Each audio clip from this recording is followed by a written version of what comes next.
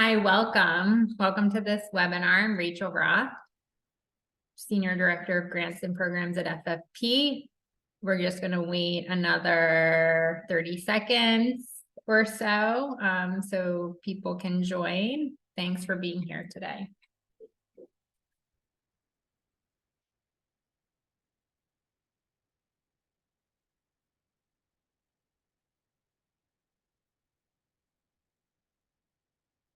Okay. Thank you for being here. We'll let a few more people join. Okay, I'm going to get started so we have enough time for the content today. Welcome, everyone. I'm Rachel Roth, Senior Director of Grants and Programs at the Foundation for Financial Planning. We're so pleased you're here today for our webinar on helping clients navigate high consumer debt. This webinar and others in this series are eligible for CFP and AFC continuing education credit. We at FFP will submit the CE credit for you to the CFP board, but our AFCs in the audience need to submit the credit to AFCPE themselves, and we'll let you know the code for doing so at the end of the webinar, and we'll also follow up with an email. So before I introduce the speakers, let me try to switch the slide. I'd love to spend a few minutes sharing some information with you about the work of the Foundation for Financial Planning and how we expand access to pro bono financial planning for people in crisis or need. As you know, millions of Americans struggle under the burden of financial risk. More than half of Americans don't have savings to cover a $1,000 unexpected expense. 4 in 10 feel anxious about their debt. And then, of course, there are groups that are especially at risk. People facing serious illness, victims of natural disaster, veterans, members of the military, women, and more. Our mission is to help people in need improve their financial lives by expanding access to pro bono financial planning. We were founded 27 years ago, and we're solely devoted to creating better access to quality financial advice and guidance. We serve as the national engine for pro bono financial planning in 5 ways.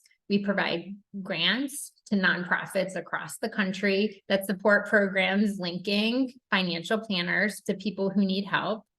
We help activate and connect volunteer financial planners to pro bono opportunities, including through our platform, probonoplannermatch.org.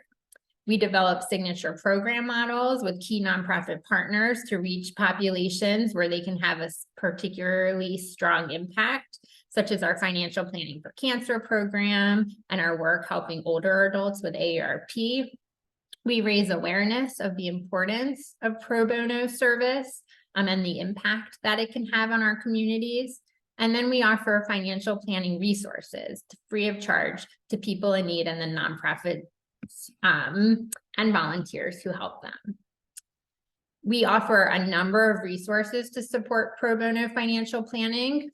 Our pro bono financial planning volunteer training is a free 50-minute online module that helps financial planners understand the basics of how to provide pro bono service. To complement the training, we also offer worksheets, webinars, user-friendly disclosures, such as a sample letter of engagement, and more. As I mentioned, we offer the platform probonoplannermatch.org. It's the first of its kind platform connecting CFP professionals with volunteer opportunities at nonprofits nationwide. Nonprofits can register on this site and post opportunities, and CFP professionals can view the opportunities and sign up to provide free, no strings attached financial advice and guidance to people who need help. And lastly, we provide E&O liability insurance, which is complimentary for advisors who connect through a pro bono opportunity with one of our grantees or on probonoplannermatch.org.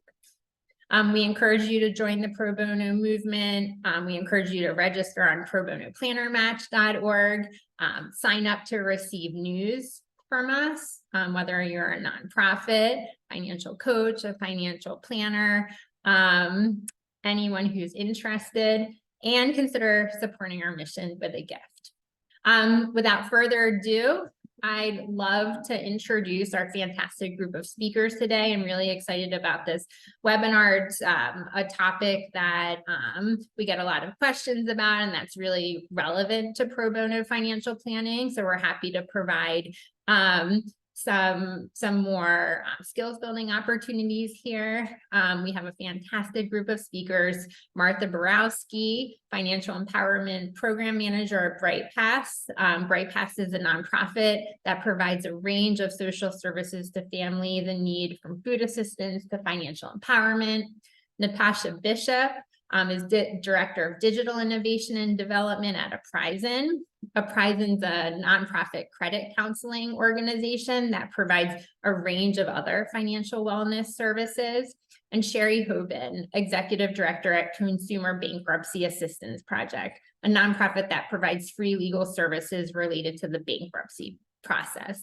I should also mention all of our presenters represent grantees of the Foundation for Financial Planning, so we're especially proud to have them here today. And with that, I'm going to share the deck that we're going to be using for this webinar. Here we go. Thank you. Good afternoon, everyone. My name is Martha Borowski, and as Rachel said, I'm the Financial Empowerment Program Manager with BrightPass. I do hold my accredited financial counseling certification through the AFCPE as a military spouse fellow, so I'm very proud of holding that certification.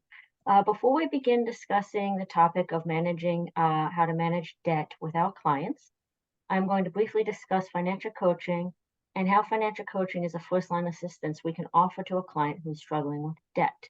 We will follow that by discussing credit counseling and bankruptcy. Can you please, next slide, please?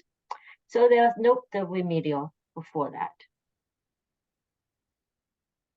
So there are three types of financial coaching that we can offer clients. Remedial is the type of financial coaching that helps clients understand their present financial picture. Typically, the client is in financial crisis and they need a quick solution to resolve a current financial issue. Preventative is when the client has the need to use the current financial situation to stabilize a short-term crisis. And they may have some additional funds to do that. They just need to know how to focus on that. And then we move over to productive.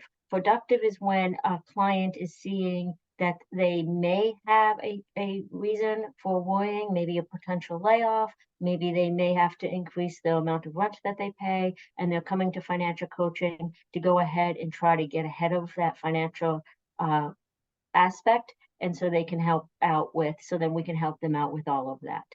Financial coaching is based on, next slide please. Financial coaching is based on several steps. We take the initiation, exploration, understanding, and acting. It's based on caring and planning through and following. Oftentimes, financial coaches serve as accountability coaches. We are their cheerleaders. We kind of, if you think about it as a gym buddy, we're kind of their gym buddy. You know, they can, hey, did you do this? Did you do that? And so with financial coaching, it sometimes takes a little bit of time to build up that trusting relationship. And this is the stages of financial coaching. Initiation is the small talk. It provides an overview of the coaching process. If you are an FFP volunteer, you would then review the FFP criteria that they can't sell anything to the client and all of that type of stuff. You outline what that coaching process is all about. You inform them of the client-coach relationship, answer any of the client's questions. So that would probably be the first time that you meet with them and you really get an understanding for where that client is in a financial situation. Exploration is where you really start digging into the weeds, where you really determine what that client needs to accomplish, what the current financial situation is, help them identify maybe any personal resources that they can tap into, any gaps they may have. This is where the client may throw, as we say, the entire kitchen sink at you of all their financial issues. And this is where a coach can say, okay, let's break this down into smaller steps and really see which ones we need to accomplish first before moving on to the other financial issues that are affecting this client and their financial stability. We then move on to the understanding phase. This is where you and the client work together to list and brainstorm their financial goals, what they want to accomplish, evaluate the strategies of those goals, and then start creating those action plans to help that client accomplish the financial success that they are looking for. Acting is where we move on to that implementation of the action plan. This is where you invite the client to come back to several sessions, keep in touch with you, and really help them implement that plan. And if that plan doesn't go according to the action steps, really talk to them about how they can think about different ways of accomplishing their goals and really help them with those situations. Next slide, please. I'm not going to read all these questions. At the end of this, Jordan will be passing out what the CFPB has as the Financial Empowerment Toolkit. And these questions about understanding where your values and where the client's values and cultures of money come from is a really great way to start with that initiation, exploration phase of your financial coaching with a client. You can use what we call the money habitudes cards. It's a quick little card game that they can play to see what money scripts they're bringing to the conversation, how they were raised when it comes to money, how did the parents handle money. And then your money picture assessment tool from the CFPB is also a great toolkit for you to gain an understanding of how the client is viewing money, how they manage money, and if that client has a spouse or a partner that shares their money resources, how they're looking at it as well. Next slide, please. So part of the financial coaching situation is really thinking about our active listening. A lot of us are doing this virtually right now, so we really still have to pay attention to our body language, even on camera. You want to make sure that your cadence, your candor, how you're speaking to a client is matching your body language. You don't want to have your arms crossed or make a face or be shocked if the client tells you something that you don't agree with. You really want to make sure that you're matching what you're saying with how you're looking. Responding to the main idea, remembering certain things about the client. Typically, when I work with a client, I'll jot down some personal information. So then when I get back, I say, oh, so how did so-and-so do with their school play or something else? Find ways to connect with that client. Always follow up with an email, or if you want to text or somehow with, hey, this is what we discussed. Here are the action items. Here are the goals we discussed. So really think about that listening and that active listening. Next slide, please. So the very first step that we would like to talk to you about today when it comes to helping a client manage their debt is really looking at that credit report. That credit report is going to tell us a lot of things. It's going to tell us if there are any items in collections. It's going to tell us if there are any items in the charged off status, how far behind they are in certain payments, how much they owe to credit card companies or to the collection agency. It's not going to tell us everything. Public records have been taken off your credit report. So you may have to help that client search public records. The state of Virginia, it's open sourced. We can see if there are any warrant debts, if there's any evictions that have had judgments against them. Other states are not that free, but that client may want to keep on top of those so they can make sure that they know what debts they owe. And so part of the thing with the credit reports, since COVID, we've been able to review our credit report from every credit bureau weekly. This is going to continue to December 2023. So this is a great time for a client to really look at that credit report and dig deep into what they can do and prioritize which debts they should start pinpointing based on the length of time that's on that credit report. If something's about to fall for a credit report after 7 years and it's at 6 years, 9 months, we may not focus on that debt. We'll focus on something that's a little bit newer. Or if the person has behind on rent and they need to find a new apartment, you may need to focus on, let's figure out a way to make sure your rent is paid up, because that rent is going to be a little bit more difficult to re-rent an apartment if a landlord sees that they're not paying their rent. So we are going to also pass out a checklist for you to help your client do this credit report review. Also, it's not really about the debt, but make sure that client is making sure that that credit report is accurate and up to date. There are quick links that you can help that client do with a dispute. So you can just quickly do a dispute right online with them, or help them write a letter and send it in and have that client. We are all about the Financial Empowerment Center empowering the client. So we can assist them with the letter, but they're going to take those action steps to send that letter in and maybe dispute an item on a credit report. Next slide, please. So one thing that we have noticed, and a lot of times we don't see this because we might not necessarily have not paid a credit card debt or a bill, but a lot of clients will have some charged off items on their credit report. And oftentimes this charged off item will have a zero net balance. A charged off item is considered a negative item. Oftentimes the original creditor, typically a credit card company, will stop trying to collect on our debt. So typically after 6 months to a year, if a client has stopped paying on a credit card, the credit card company is actually going to write this off as a bad debt. And so they write it off on their books and they zero out the balance because they have to do their own reporting and they have to do their audits and they have to submit their taxes and everything else. So they're going to write that off as a bad debt. But the client still legally owes that money. And what happens is a credit card company, let's say Visa, they will gather up all of these charged off items and sell them to a collection agency in one package deal. And so they'll sell them to the collection agency for 10 cents on the dollar. And then the client will start getting those phone calls from that collection agency, trying to gain that money back, trying to earn some of that, hey, you owe us money, it's now in collections. And that's where that client's really going to start seeing that, oh, somebody's coming after me for this debt. And they may be taken phone back on this. So both items are on the credit report, and both items are negative items on the person's credit report. What we strive to do is if we see a charged off item, we strive to work directly with the credit card company and pay that off before they sell it to the collection agency. We have sample debt letters that you can have in the Financial Empowerment Toolkit. They have sample debt letters to have to try to negotiate down that amount. And so if you can hit it before it hits a collection agency, that'll only be one negative item on this client's credit report. Once it hits the collection agency, it'll be a negative item. When that client hopefully is able to negotiate that debt down and pay it, those two negative items will stay on that credit report for up to 7 years of the time of the last activity. Therefore, we often encourage that client to try to negotiate this debt down as fast as possible to go ahead and pay it. Once it hits the collection agency, as I said, they typically pay 10 cents on the dollar for the debt owed.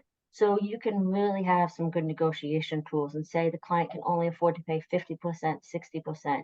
It's a starting point and really try to get that debt paid down quickly for this client.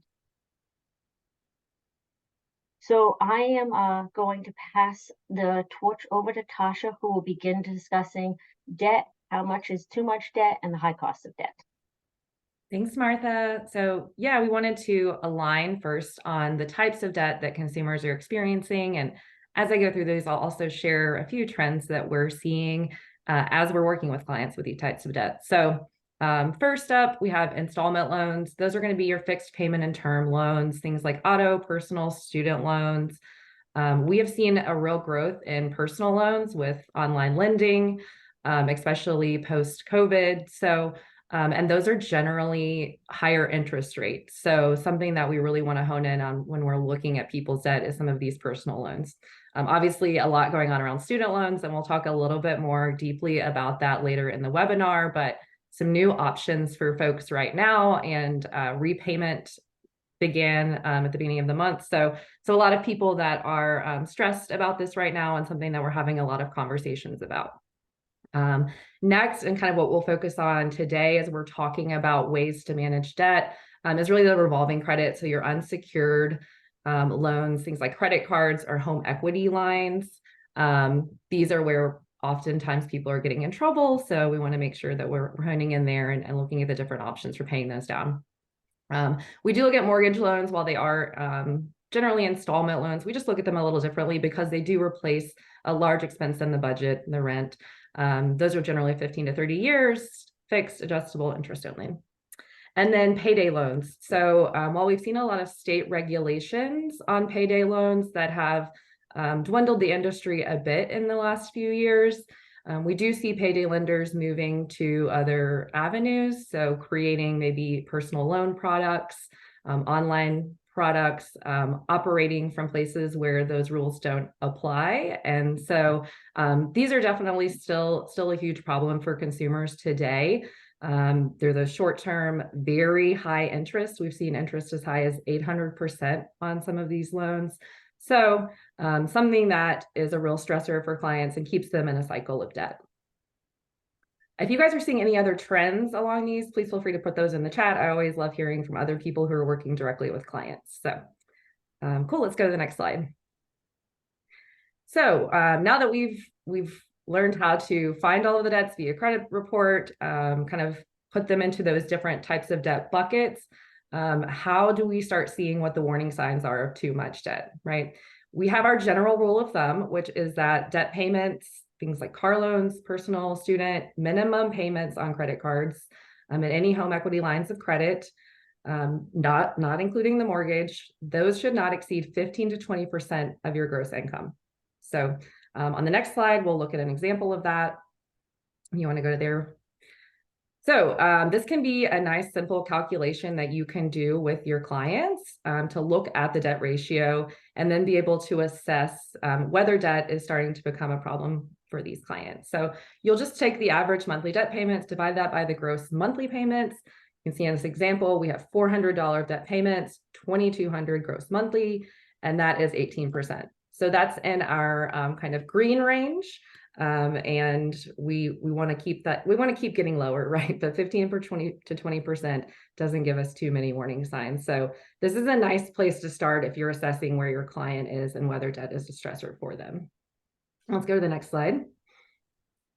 So when we think about what are other warning signs of debt, oftentimes people think if I'm making my minimum payment, then I'm good. We're in a good spot, right? But oftentimes this is a warning sign because you can see here, I think this is a pretty powerful visual of the true cost of making minimum payments. So you can look and see, especially with, I won't go through the whole thing, but the furniture here, the price was $2,500. The interest paid is $1,751. So that's nearly double the cost of the goods originally.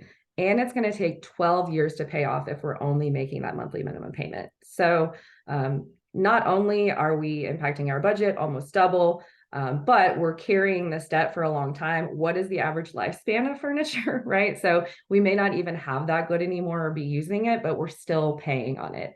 So I think this can be a good visual to help clients understand the cost of making minimum payments, encourage them, and we'll talk a little bit more later about how we can create a more of a power payment system for them. But if you're seeing that they're only making minimum payments, that can be another warning sign of debt. A few others I want to call out before we move on is if they're getting lots of creditor calls, if they're having trouble sleeping, if they're feeling financially stressed, and they definitely are. So some of those more psychological cues can tip you off too. And I will throw it back to Martha. Natasha, there is a question that we should probably, I think, answer right now about the debt to own consumer.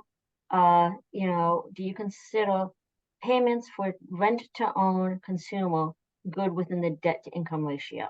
Yes, those would be included. Thank you. So we're going to move on with, the steps on helping a client create a plan to minimize debt.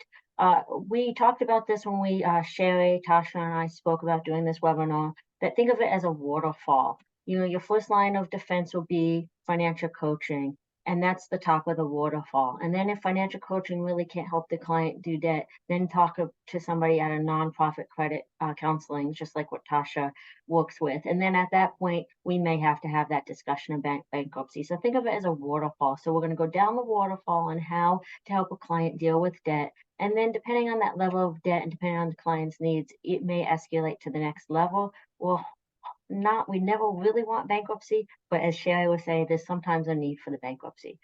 So there are a couple of steps that we can do, at the financial coaching situation. And then once you do the financial coaching, if they do have to move on to a company like what Tasha manages, they'll come with the information in hand because we've already helped them develop this information. So have the client write down with your assistance all the debts that they owe. List them out in priority as well. Think about the creditor, the due date, minimum payment, if they're behind on the minimum payment, the interest rate, how much they can pay, how much have they been paying, as well as the balance and any payoff date if it is an installment loan. So really think of that. Usually we have them rank order the level of the debt based on the interest rate, because highest interest rate is going to cost the client the most money. But that's part of power play that Tasha is going to discuss with you. One resource I would like to shout out to, and I'll put this in the chat box when I hand it off to Tasha again, is Vertex, VERTEX, has some really, really great Excel spreadsheets and Google spreadsheets that help clients get organized. They have budgets, They have weekly planners, they have a debt reduction sheet. So it's a great tool for you to have in your toolbox to help a client when they come with dealing with debt. After that, really help your client review and prepare a budget.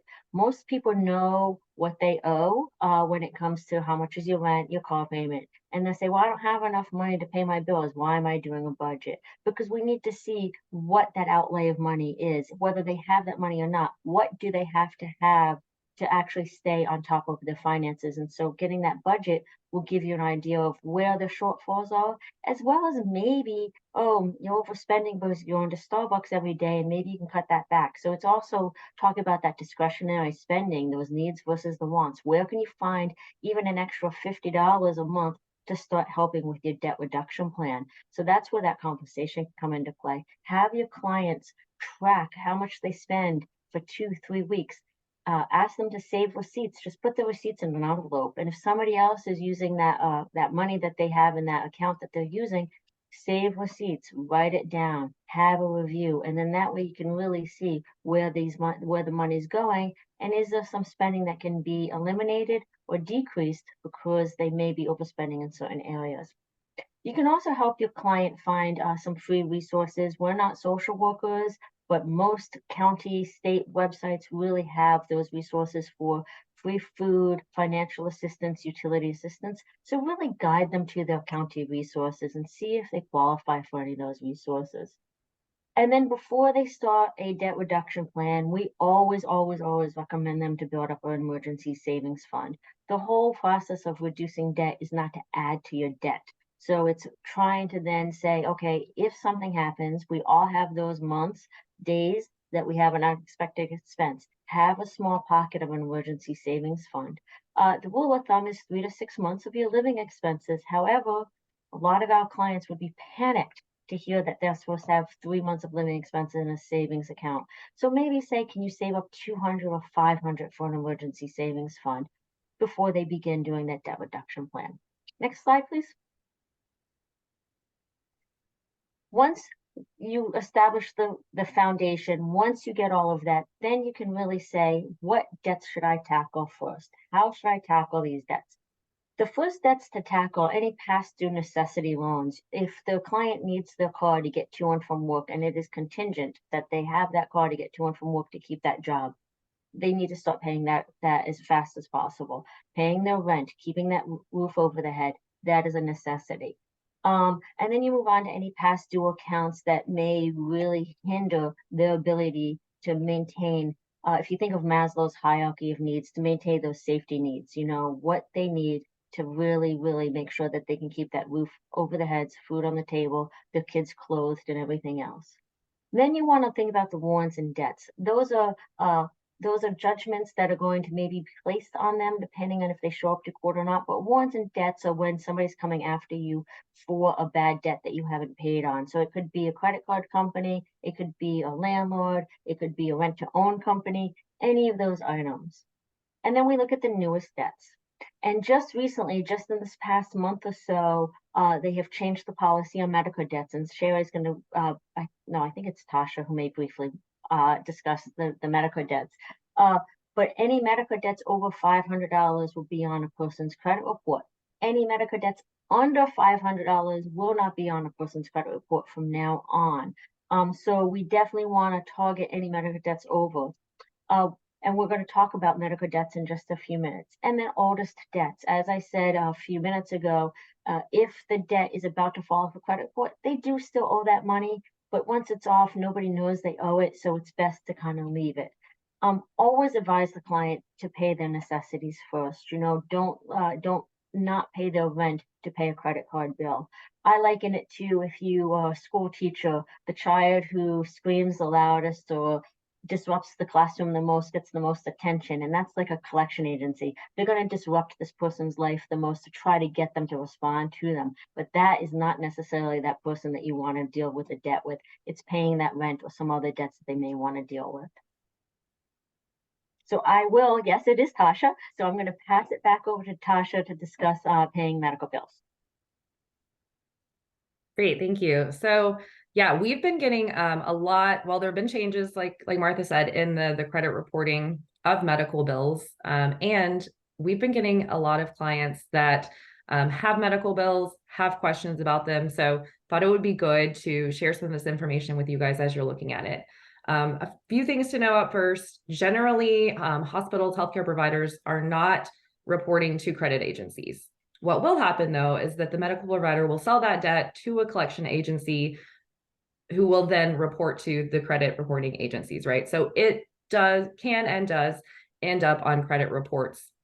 And we'll go into the details of that in the next slide. But generally, medical providers are giving 60, 90, even 120 days until they're reporting to the collection agency. But those are still pretty small timeframes. So a key thing to think about here is clients should deal with those medical debts as soon as possible, right? There are oftentimes many more avenues to getting a payment plan with the healthcare provider, or having a third party help you with that if you're doing it before it goes to a collection agency. So want to try to deal with those as soon as possible. The first step in dealing with that is to carefully review the bill. So oftentimes we'll get a medical bill, it won't be itemized, and people will just pay it. We have seen time and time again that there are often errors, false charges on those. Recently had someone who had $20,000 charge that was inaccurate. So you want to make sure that you're reviewing that, asking for the itemized bill, and addressing any errors before making that payment plan. If you do have health insurance, then talking to your health insurance company so that you can compare that to the benefits that you have, make sure that everything that was supposed to be covered is covered, then that's going to be a valuable step in the process as well. Once we've gotten through that, then it's time to contact the healthcare provider about a payment plan or financial assistance. You can go to the next slide. So what options are going to exist there? First of all, federal does require that any nonprofit hospital, so not all hospitals, but any nonprofit hospital has to provide financial assistance to low-income patients. So that usually ends up being an income-driven or some sort of financial assistance plan. You can actually negotiate medical bills. So healthcare providers won't put that up as an option, but you can, if you're upfront about what you can pay, oftentimes they will work with you. So that's something you can do on your own. And then you can also set up a payment plan. So most medical providers are willing to do that. Generally, they will work with what you have the ability to pay. So make sure that you are looking at that budget that you put together and talking about exactly what you can do. Do not agree to anything that you can't comfortably afford to pay.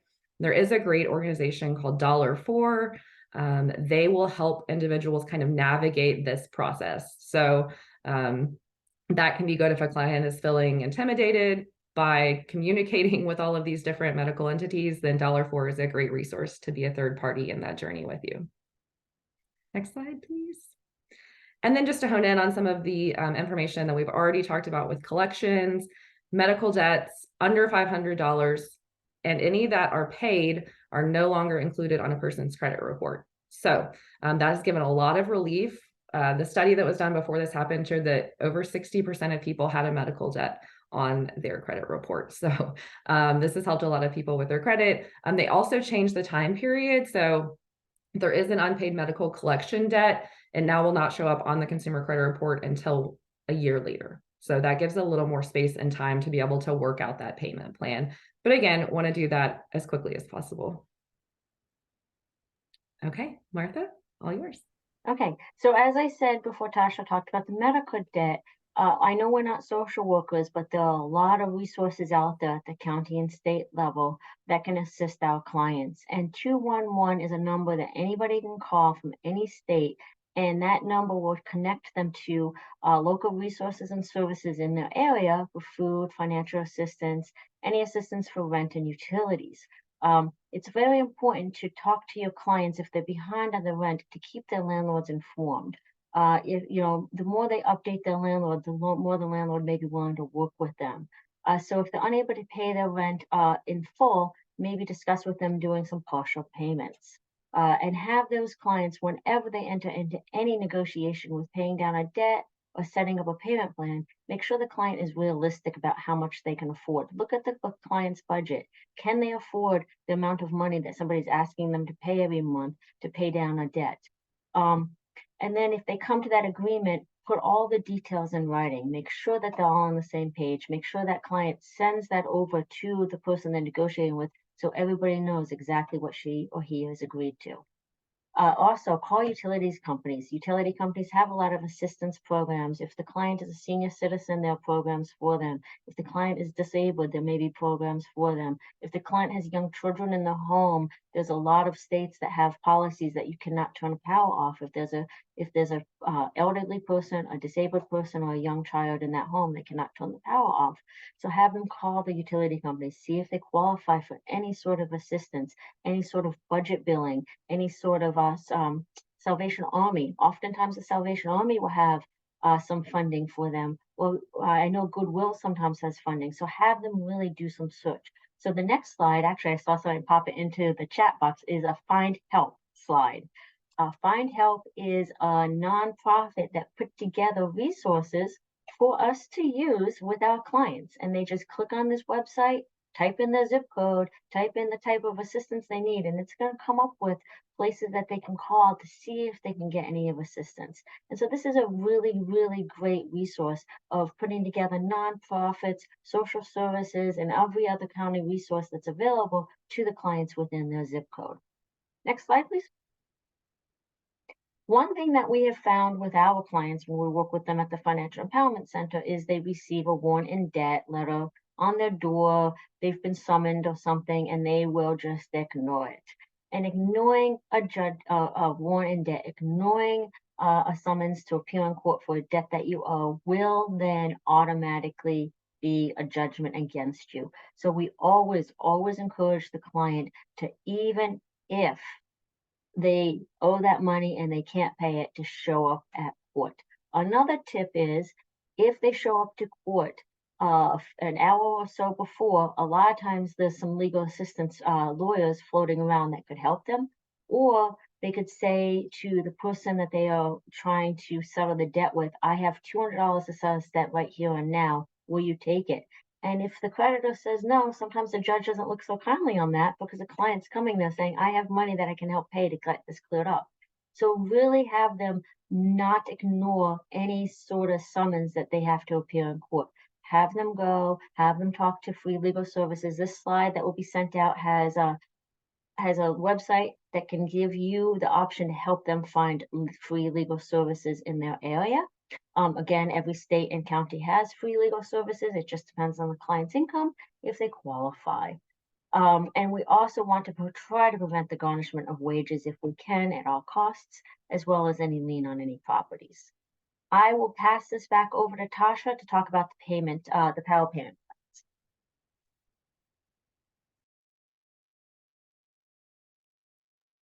Sorry, y'all. I lost my mouse there for a second. Okay, so Martha gave us a good rundown of the first couple steps in building the power payment plan, which is focused on the foundation of all of personal finance, which is creating that spending plan, understanding first where your money is going, looking for opportunities to prioritize spending in key areas and decrease in areas where we can create some space. So once we've gone through that exercise, then we can put together this power payment plan. And a very simple example you can see here. So once we find out what additional income or extra funds we have, then we want to look at allocating them towards one of our debts. So I'll let you guys just take a look at this really quickly before I move to the next slide, because I might reference a few things as we move forward. But you can see listing out the creditor, the balance of each one, the minimum payment required, the interest rate, and then this is where we come up with how much we're actually going to pay to each creditor each month. We're definitely going to pay the minimum, but where can we allocate that extra spending? Let's go to the next slide. So now we get to our debt repayment options. So again, this is kind of like a waterfall, and we will follow it along. So the first two options here are really self-paced or self-administered options. So once you create that list of creditors, the power payment system, kind of two different options that people utilize here. First is the debt snowball, and that means we're going to focus on the lowest balance card first. So any of that extra money in that last one, the example, this is what we had done is do this debt snowball. So we have $500 with our lowest balance. We put the extra $40 that we had in our budget towards that one. We're making the minimum payment on all other debts. We're using that extra $40 to this debt. Once this debt's paid off completely, then we roll that whole payment, the total payment of $50, into the next lowest balance debt. This one is very psychologically rewarding because we get to see our progress. We pay off full debts quicker. So this one helps a lot of people psychologically stay engaged in their debt repayment, as opposed to the debt avalanche, which is where we focus on the highest interest rate debt first. So if we had one that was 24%, one that was 18, one that was 10, we're going to allocate that extra $40 we have every month towards the 24% until we pay that one off. And then we're going to roll that up into the next highest interest rate debt. This one is most advantageous financially, right? Because we're paying down the high interest debt quicker. So financially, this one makes the most sense, but often if those are high balance debts, it can feel overwhelming and we're often not getting to some of the other debts, so less psychologically rewarding.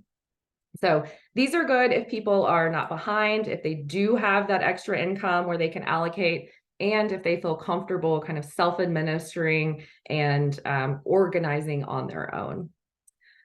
So after that, then a lot of people are looking at consolidation. So that means getting a lower interest loan, either whether that's another credit card with a 0% interest rate, or a loan from a bank, a personal loan that is lower interest, consolidating all of their cards that they have onto this new loan so that they're paying a much lower interest rate across the board. Couple of things with this one is, first, for someone to do this, they do have to have pretty good credit still, right? So this isn't going to work for someone who is far behind, whose credit's been heavily impacted. In addition, consolidation can often become a cycle, a debt cycle. So we want to make sure that when we're talking to our clients, if consolidation looks like a good option for them, their credit qualifies, they can get, you know, a new loan that's at 0% for a year. They need a plan to pay that down, and they need to either close or not use the cards only for emergencies. Because often if we get this new loan, we're paying that down, but then we're also spending on the other cards, then we're in the same situation or even a worse situation in the long run. So just making sure that that is not a cycle that begins to happen. So then if someone maybe can't qualify for consolidation, there are some other options that may be available to them. First is a debt management program. These are administered through credit counseling companies like Uprising. Many of you in the comments have mentioned nfcc.org. So that is the best place to find a accredited, reputable credit counseling agency. You want to look for one that's a nonprofit, look at the BBB reviews, make sure that you're working with someone reputable in that space. But what a debt management program can do is lower interest rates and monthly payment, often monthly payments, not all the time, but often monthly payments, so that clients can pay back their debt within a 3 to 5 year period. So the cards will be often closed by the creditors. They will pay one payment to their credit counseling agency, who will then disperse it to all of their creditors. The good thing about that is alongside that comes a lot of support. So you have access to financial counselors and coaches, financial education tools and resources and coaching kind of throughout that 3 to 5 year period. So a lot of good financial education and tools that come alongside that and support. So it's nice to be able to have someone that you know is in your corner as you're going through the kind of stressful debt repayment journey. So that's a good option for folks who are maybe they're starting to feel that crunch. They're getting lots of creditor calls. Even if they're starting to get behind on their payments, we can still help them. So that can be a good option for those folks. Next, we have debt settlement. So oftentimes people think debt settlement has to be done through a debt settlement company. That is not true. You can settle your debt yourself. So again, that requires negotiating with your creditors, but you can do that one-on-one, negotiating a lower lump sum payment. So that may be 50 or 60% of the debt. Obviously, for this to work for you, you have to have a lump sum that you can utilize to pay that debt down. What debt settlement companies do is ask you not to pay your bills for a certain amount of time while they gather the amount of money that would be needed to make that lump sum payment, and then negotiate with the creditors. That is obviously very detrimental to your credit. So you want to be very careful about recommending that option. And you want to be very careful about being in that space, because there are a lot of scam companies in the debt settlement space. So definitely want to do your homework before working with someone there. And then bankruptcy, which obviously Sherry is going to walk us through much deeper, but the legal option to eliminate debt.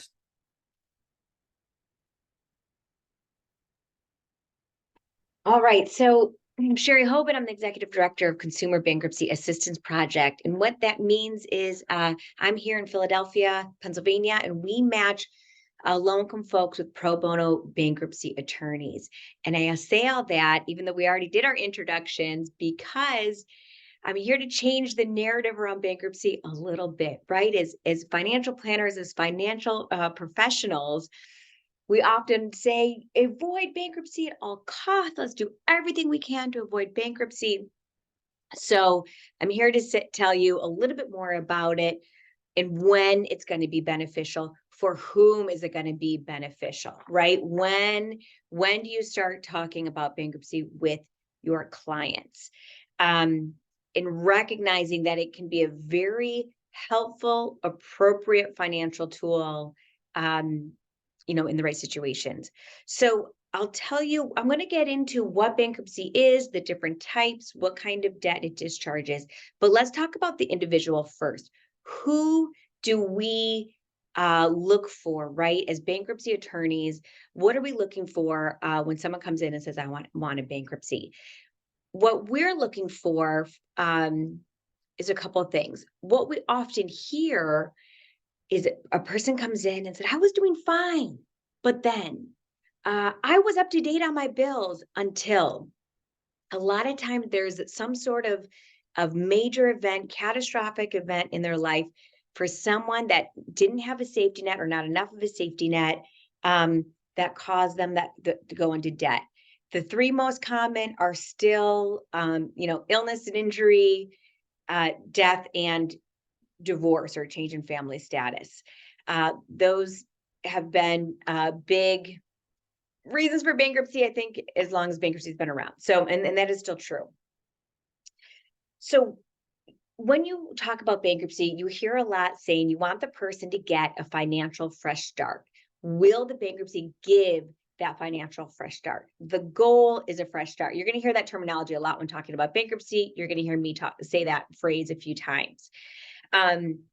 So when that person has this debt, when you're seeing these individuals, when the bankruptcy is appropriate, a lot of times when that catastrophic event, when that major event is over, is the person no longer accruing debt, right? You only use this option, once every, 8 years, right? It's on your credit report for 10 years. You're not doing this often, and hopefully you're only doing it once.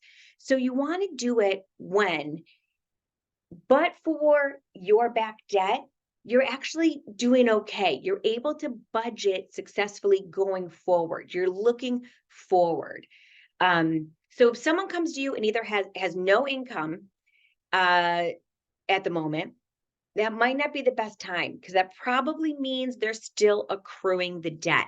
If you're still adding that debt, it's not time yet. It's not time, right? If you're no longer accruing debt, but you're just constantly paying these back bills, you're constantly receiving the collection phone calls, but for that, you would be able to budget.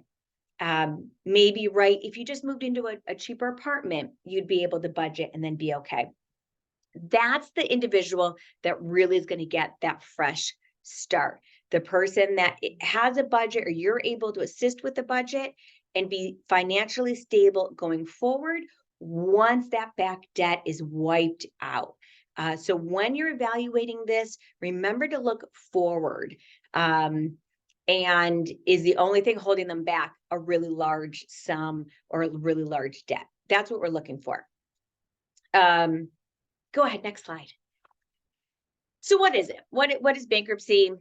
Remember, it's the legal process that wipes away and eliminates your obligation to pay back amounts.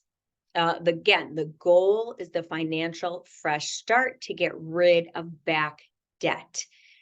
The key word is the bankruptcy discharge. That's where the benefit comes from. The discharge is what wipes out that debt. That is the terminology, that is the legal term when you have successfully completed the bankruptcy process, is you have received your bankruptcy discharge. That's a cue to all your debtors that they no longer can go after you for that debt, that it is wiped, that it is no longer your obligation to pay. So what leads up to that discharge? First, you have to file a bankruptcy petition. It's very document intensive, it's very invasive, and it's very thorough, okay? I will advocate having an attorney or some other, actually in the chat later, I'll put there's a free service that clients can use. I'll add to that in the chat later. But I recommend having some sort of advocate. An individual is 9 times more likely to successfully receive this discharge if they have an attorney or advocate than if they file pro se, which means on their own. So you file that petition, you get everything in. The individual does have to do credit counseling. It has to be a U.S. bankruptcy trustee approved credit counseling. So we have a lot of counselors here. If you're not a trustee approved credit counselor, there's certain services to use. It doesn't count for this purpose. It has to be specific agencies. Then the individual goes to what's called a meeting of creditors. Just like that sounds, right? Your creditors have a right to come and say, nope, I'm not agreeing to this. In our situation, my clients are all low income. We rarely have a creditor actually show, to be honest. But that is their ability to do so. They would come, you'd meet with a creditor, you meet with the trustee and the client, and you go through it. Again, creditors, in my situation with our low-income clients, rarely come. So it's normally us, our client, and the trustee. After the meeting of creditors, the trustee is able to go back with all your information if there's any follow-up.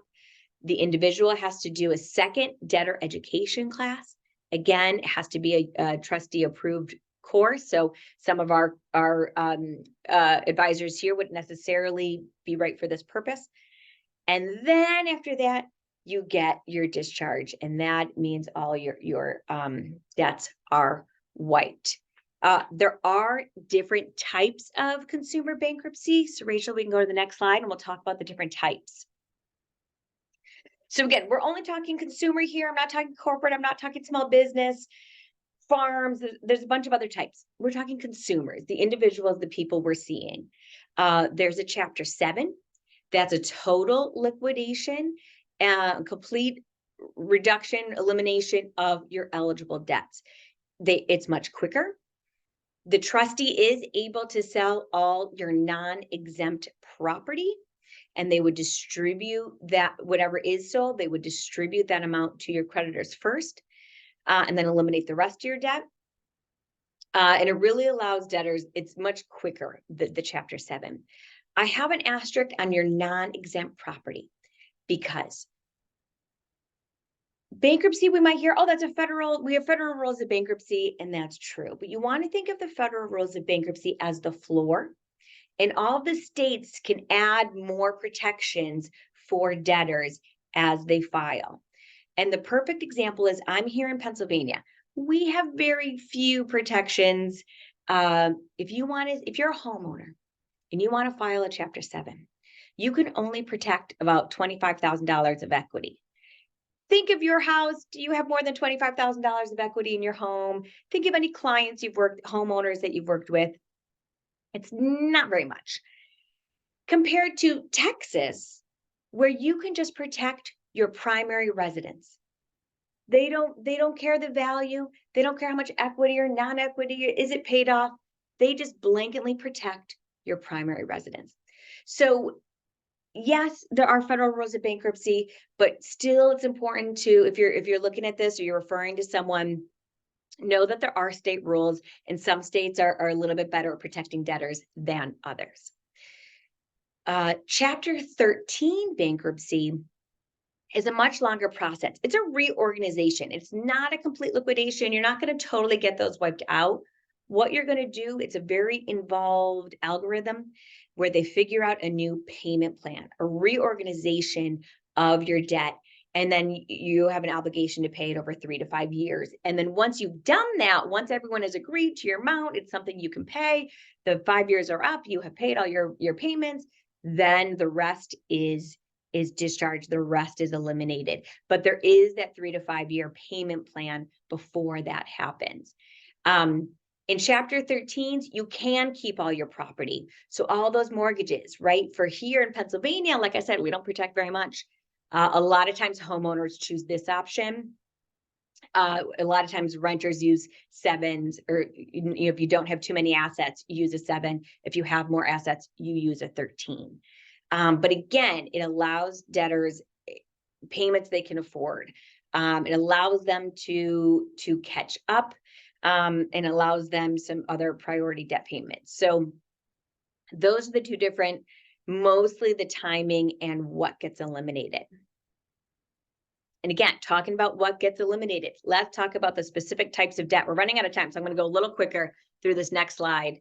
You guys have the information here. So the big thing is the bankruptcy can wipe out your unsecured debt. Really, we're looking at credit card debt, medical debt, which we've talked about a little bit. It will stop debt collection harassment, those phone calls, those letters, any of that harassment. It will stop wage garnishment, and it will prevent or restore utilities. If your utilities have been shut off, if you are dealing with folks whose utilities are at risk, bankruptcy can be an option. It will not eliminate your child support. It will not eliminate your criminal fees, and it won't get rid of your mortgage. I have student loans in a question mark. Those are a different category because that's complicated. But the main thing to know is the benefit of bankruptcy is it gets rid of a lot of back debt if that is what you or your clients have.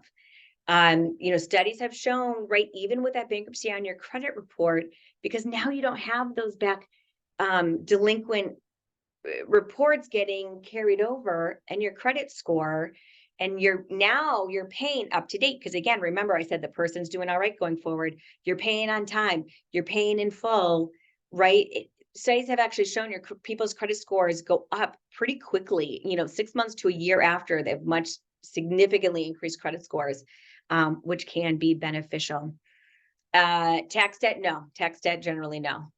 Sorry, I just saw that one question pop up in the chat, so I went ahead and answered. Bankruptcy can't get rid of that. It can prevent, though, a garnishment. You're reimbursed your return. It can, instead of garnishing your return, it can protect that, though. The con is it is intrusive. My supervising attorney here will regularly say to clients, you are trading your privacy for the protection of the court. They get into all your expenses, all your income. What are you spending your money on? Is that appropriate? They're a little judgy about it, I'm not going to lie. Okay, so we'll talk about student loan in 1 second if we have time. But generally the answer is no, but there are some new rules. So that's the con, everyone, right? One, it's on your credit report for a long time. And one, it's a very intrusive process. But if you're willing to go through it, if you're able to go through it, there can be a really big benefit. So we do have a little bit, I know we're running out of time, Rachel. We do have some slides on student loans, on some of the repayments, and then also just the status of, I'm sure a lot of people have heard in the news, cancellation, forgiveness, and all of these. We do have the status on that if we're able to continue, or if we'll save student loans for another time. I think we have like 2 more minutes. So maybe if you can give like a 1 minute, anything to really hit on. I know, Martha, I'm turning it over to you for this one. I can go through mine literally in 30 seconds, Martha. So go ahead. You can take most of the time on this and one. my New York accent will kick in and I'll go really fast. So the Biden-Harris Supreme Court did knock down Biden's forgiveness plan. So they came up with a SAFE plan. All the links are on the slide. You will be getting this slide. One thing I do want to quickly mention that I just learned about is there's also now called the Fresh Start program, and it is a one-time temporary program for people who qualify whose student loans are in default. It looks like it's going to be a great program to get people back in to start paying off those student loans. So I'm going to pop that website into the chat, and I'm going to quickly pass it back over to Sherry for her discussion about the forgiveness. All right, we can go to the next slide then, Rachel. And really, the important things to know about where student loans stand right now, right? The COVID pause is over. As of this month, people are paying again. As Martha just mentioned, the blanket cancellation was struck down by the Supreme Court, so that is not an option. What Department of Ed has been doing instead is focusing on specific populations, closed or fraudulent schools. They'll forgive that debt. The public service loan forgiveness, think your teachers, your social workers that should have been getting it, they thought that we're going to be getting it, now actually are receiving their forgiveness. As far as student loans in a bankruptcy, there is a new process. There's a new attestation. You might have heard in the news, it's a little bit easier to get your student loans discharged. It's easier in the sense that it was virtually impossible before. So it's a relative, okay? You still have to prove undue hardship, but there is a new process that goes you through that, and it helps you evaluate whether that's to decide whether that's a good process for you. And then last, I'll just mention, if you have clients with a total and permanent disability, those should be forgiven. You should be able to just submit either a doctor's note saying your client is totally and permanently disabled, or if the individual is on SSD, that should be happening automatically, that they should receive a discharge of their loans. And hopefully that is quick enough. I'm just going to add one resource in the chat about how people can file bankruptcy pro se. Thank you everyone so much. We've been able to answer many of your questions via the chat. Thank you, Natasha and Martha and Sherry. This has been a fantastic presentation. And, I've been looking at the feedback in the chat. It's just so relevant and practical. And we really appreciate you doing this. The recording will be available and we'll send out the slides. The code for AFCs to report to AFCPE is FFP07. We'll also be sending that in an email. And for CFPs, the Foundation for Financial Planning will report that directly to the CFP board. Thank you again for being here, and to our fabulous presenters. We're really thankful to you. Thank you. Thank you, Rachel. Have a good rest of the day.